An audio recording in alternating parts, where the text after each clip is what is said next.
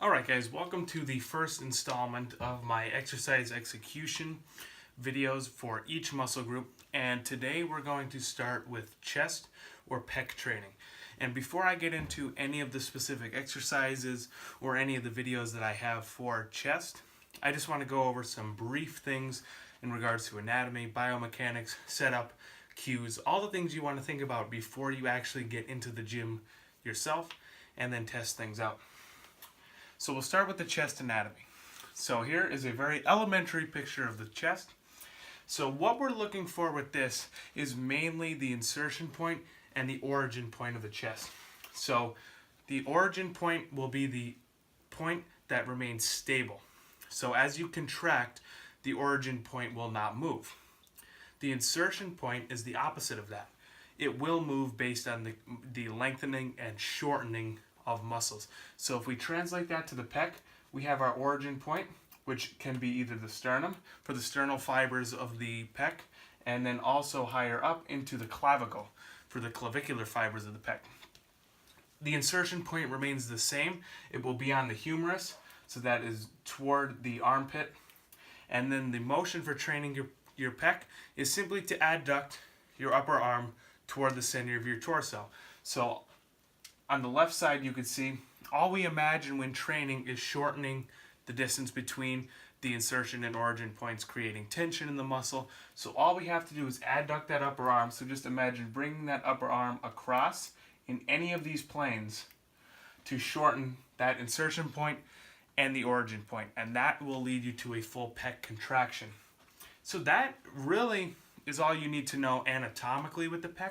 So now, how do we translate that motion into exercises, and what do we actually think about when getting into an exercise to make sure the tension is directed to the right area of the pec, and simply to make sure it's directed to the pec.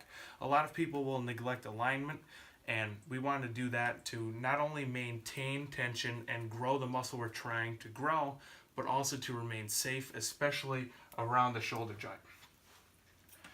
So the first thing we want to do when addressing pec training is any motion or any muscle group that we're trying to train that has an involvement with the scapula, which can be pretty much all upper body muscle groups. The pec is included in this. You want to be able to stabilize your scapula in order to provide a stable base for that muscle to contract. So with that, for pec training, we want to be able to fully retract our shoulder blades back and also be able to depress them and pull them down. So by doing that, you are able to fully lengthen your pec. So if you can see me standing here, if I were to stand neutral or even protract my shoulders a little bit, you'll see that this distance that we're worrying about between the insertion and origin point actually shortens. So what we need to do is we need to get a truly lengthened pec. And how do we do that? By simply pulling my shoulder blades back and then pulling my shoulder blades down. It will allow that distance between the insertion and origin point to get larger. And it also, like I said, provides a stable base for you to contract. A lot of people will bench flat and worry about making complete contact with the bench. And the problem with that is as soon as they finish the rep, they will have a problem where they will protract their shoulders and they will internally rotate as well, lose the tension, and then transfer it to their joints. So it all starts from the scap. You must be able to stabilize, lock it down, and once you have found that position during your exercise, as you fatigue, it is vital that you do not move. You don't flinch from that position. You don't shift your shoulder blades up and down. You don't shift them left to right on the bench. And that's where the control and the control of the weight really comes into play. So when we train any muscle, we want to train it in its extreme ranges. So a fully lengthened and fully shortened range. That goes for every muscle group. And with the pecs, we want to select exercises that will load the pec appropriately in those ranges. So as I mentioned before, a fully lengthened pec will be at the bottom where that insertion and the origin and insertion point, the distance is the greatest. That will get you a fully lengthened pec. So now let's translate that to exercise. We must think about where the tension's coming from within the pec itself, and also by the means of the equipment we're using. So whether it be a barbell, a dumbbell, or a cable, we have to say, what will actually overload this fully lengthened position. And most of the time you'll be able to find that for chest, it will work very well with barbells and dumbbells, or any free weights for that matter. Why? Because as you get to the bottom of your rep, a dumbbell, a barbell, any plate that works out based on gravity is going to pull simply straight down. So as we are down at the bottom of the rep with the tension bearing directly down from us, that will allow the muscle to have the greatest amount of tension at that position. So that covers the fully lengthened range. As for the fully shortened range, that is where the insertion and origin point are closest together. So with pecs, we will think of a peak contraction near here. And the best way to achieve that is arguably going to be with machines or cables. Why? Not necessarily thinking because the cables will do it themselves. If they have, you've heard people toss around the term constant tension. Not necessarily true. But if you're able to manipulate the tension on a cable so that the axis in which you're pulling from, so if you have anything in your hand, a handle being your main thing using a cable, you want that cable to be pointing out 90 degrees from that axis when you're at the top of the rep. So using the cable, you are actually able to freely manipulate this. With a barbell or dumbbell, you're not able to. The tension only works up and down because of gravity, and the position that you could actually place your hands won't vary as much. So that's where you can get into the debate of a dumbbell fly versus a cable fly or a machine fly like a pec deck, for example. So depending on where that cable is actually coming from, you can actually change your body position. If you wanted to, you could still overload the pec in the fully lengthened range for a cable fly. Not a problem at all. All you would have to do is you would likely, if you're standing behind with the cable stack behind you doing a crossover type motion, you would just have to step a little farther out so that when you were actually fully extended, you would have the cable coming out 90 degrees. Seems a little theoretical in person. This is a lot of the stuff I teach when I work one-on-one with people, to actually first learn what the muscle's doing and then learn what the tension or the tool, barbells, dumbbells, cables, machines, whatever means you're using, learn what that's doing to you in terms of tension and in terms of biomechanics. So once you have hit each range, each extreme range of the pec, that is where you can really say you've had a full or complete workout working those end ranges. And like I spoke to, watch your resistance profiles. So realize where you're going to be overloaded within a specific motion, and realize where you're not going to be. And that comes in with your programming. So selecting your exercises in a way where you can hit each of those extreme ranges and also value your time. So you're arguably going to have the most force production in a muscle in its fully lengthened and mid ranges.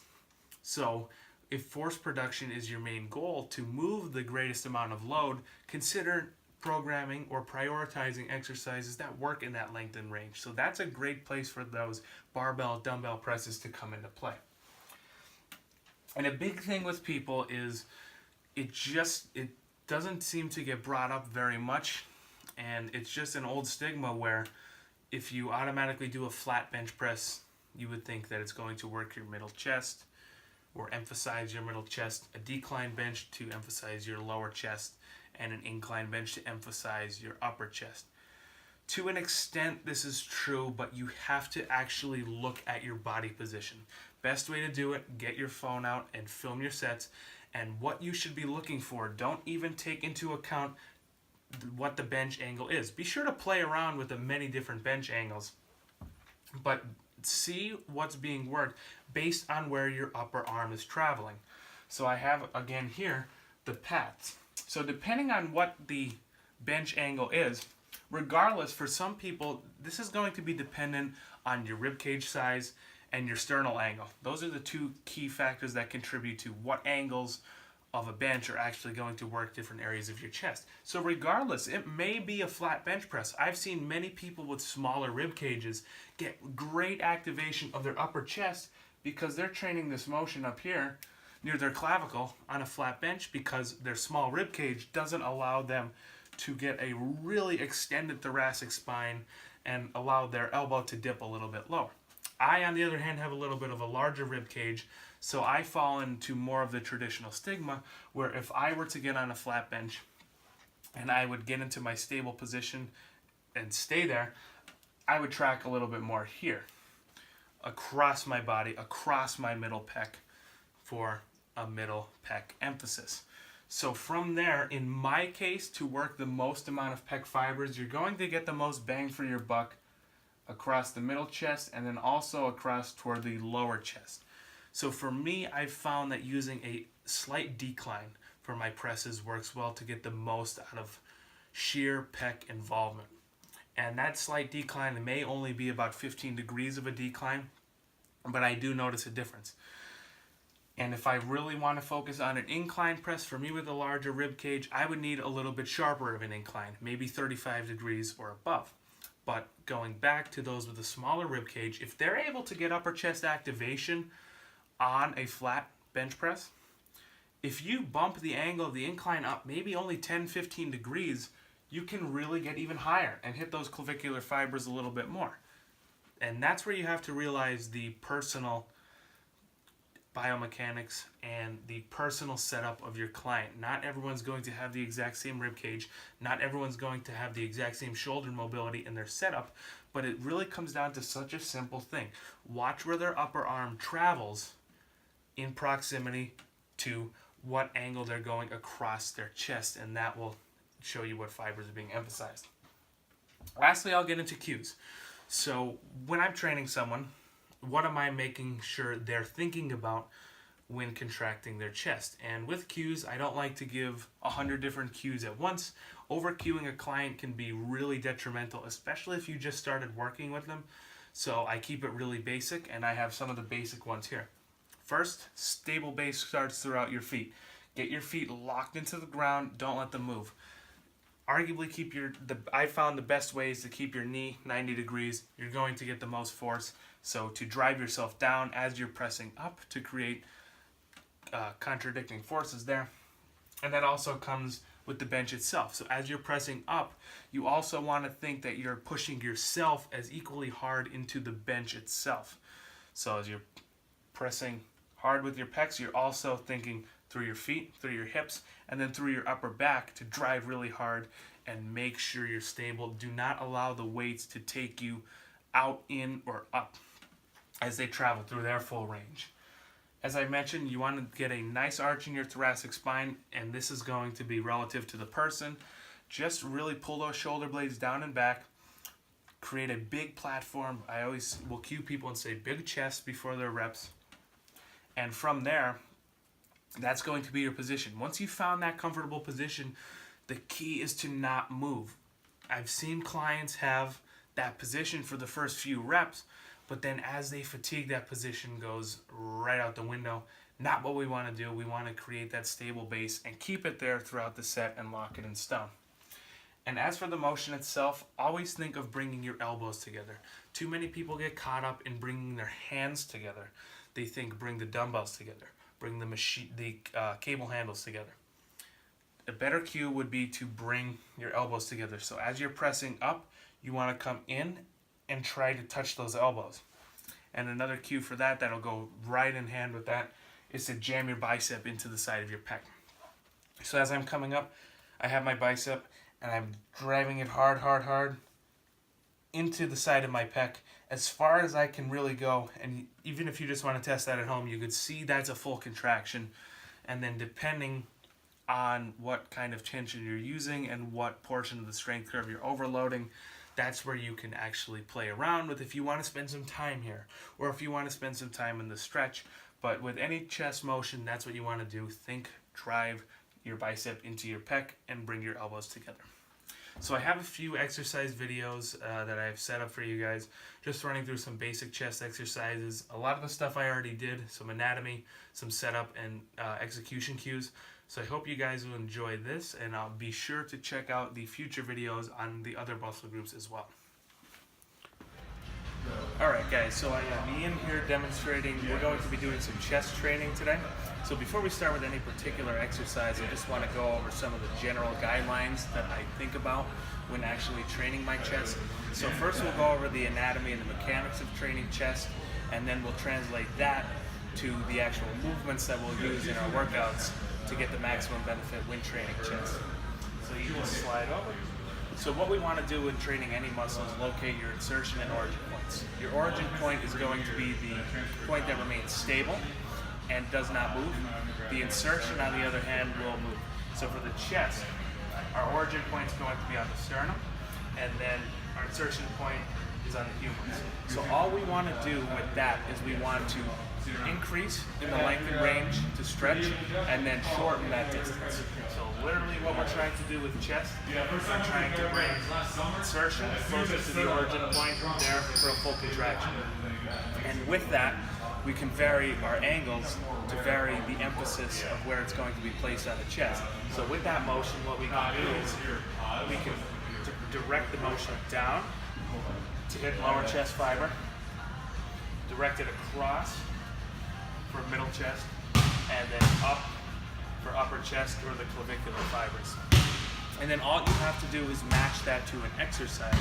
So rather than arbitrarily thinking about what the bench is doing, just be sure to keep an eye on what the upper arm is doing, because that's going to dictate what muscle and what portion of the muscle is actually moving the primary limb. Okay, cut that. Alright, so first exercise we're going to tackle is a simple flat dumbbell bench press. So with this one, all we're going to do is we're going to have Eann set up with the dumbbells, and then we're going to come back, create a nice big arch in your thoracic spine, gives you a nice stable base to contract, and then from there we're going to contract up. So this will be the top of your range of motion, and then as we go down, lengthening the insertion point from the origin point, and then coming directly across for a full contraction. As you notice with this one, this is going to be more mid and even some upper chest fiber, especially the way Eann is executing this. You'll see his upper arm track in line with the middle of his pecs and even more toward his clavicle. So with that, we're going to get mid to upper chest activation. So that's a really interesting point that I've seen, where people will automatically think a bench will contribute to what fibers are being hit. So with that, he is able, with his shoulder mobility, to get farther back and then allow his upper arm to track more toward his clavicle to influence upper chest more. Normally people will simply think of a flat dumbbell press of being strictly middle chest because you're pressing from a flat surface. But like I said, keep an eye on the upper arm angle, and that's going to be what dictates what fibers are actually contracting. Okay. So next movement we're going to cover is an incline dumbbell press. And with an incline dumbbell press, a lot of people will go a little bit too crazy on the angle of the bench, which can simply shift the tension up more toward your front delt rather than your chest. So depending on the rib cage size of the client, will depend on how much their sternum can actually move and create a base for the chest to contract. So what we have Eann on is a slight incline, maybe 25 to 30 degrees. So I'll show you what it'll look like when he kicks back into position and what fibers are actually being influenced.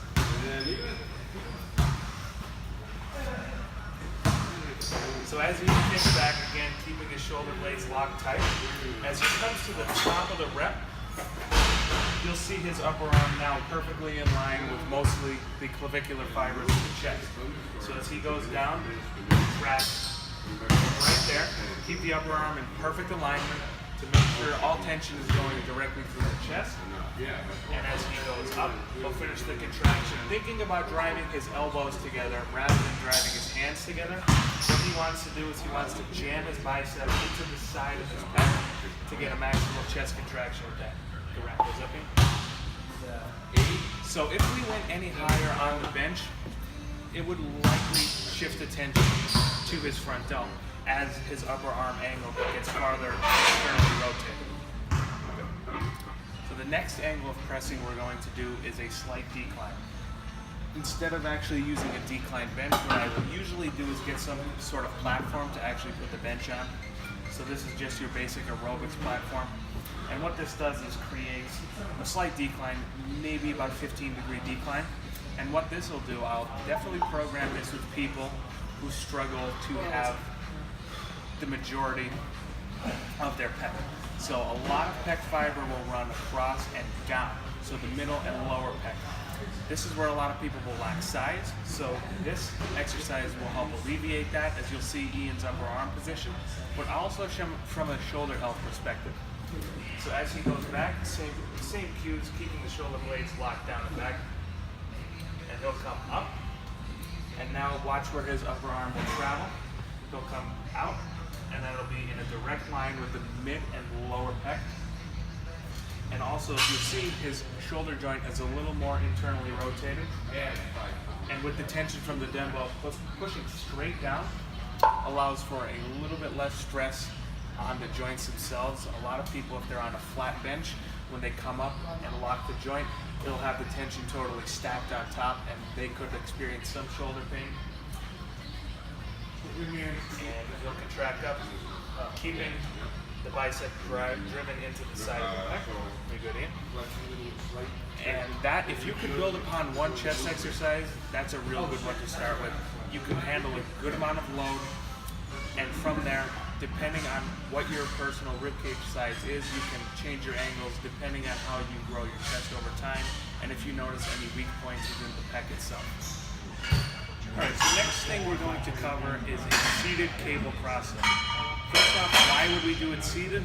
Because we want to brace ourselves better. So as the tension comes out, we want to be able to drive our chest or our back into the bench to create counter forces and actually increase our output by doing that.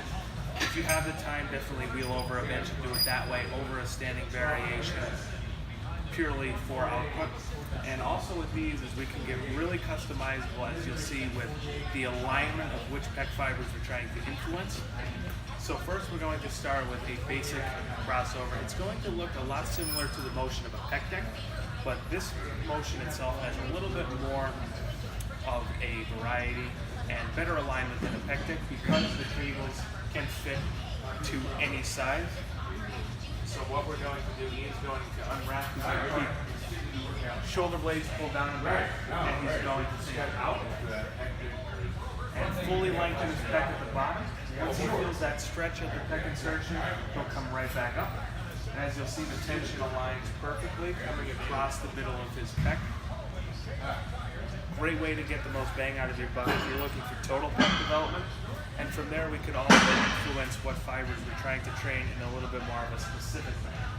So if we want to target our lower chest a little bit more, all I'll have Eann do is expose his sternum a little bit more by arching his thoracic spine and allow the cable to track along with his lower pec fibers. So if lower chest is a weak point for you, this is definitely a good option for that. And then he can also influence his upper chest or clavicular fibers a little more. So he'll drive his hips back into the bench and actually bring his sternum a little bit forward. Cable will align more with his upper chest. You can also adjust if you feel that it's not in perfect alignment. The free motion back like this can allow you to go up and down in small increments. But all he's thinking about is driving that bicep into his pec. And with that, a lot of customizable options within one exercise. So with that, you can get upper chest, mid chest, lower chest, and as far as bracing, alignment, and profile go, seated options are going to be a lot better in terms of bracing. It aligns very well going through the muscles of the pec and the joints of the shoulder. And then you can actually vary your profile by overloading shorten or lengthen range wherever you decide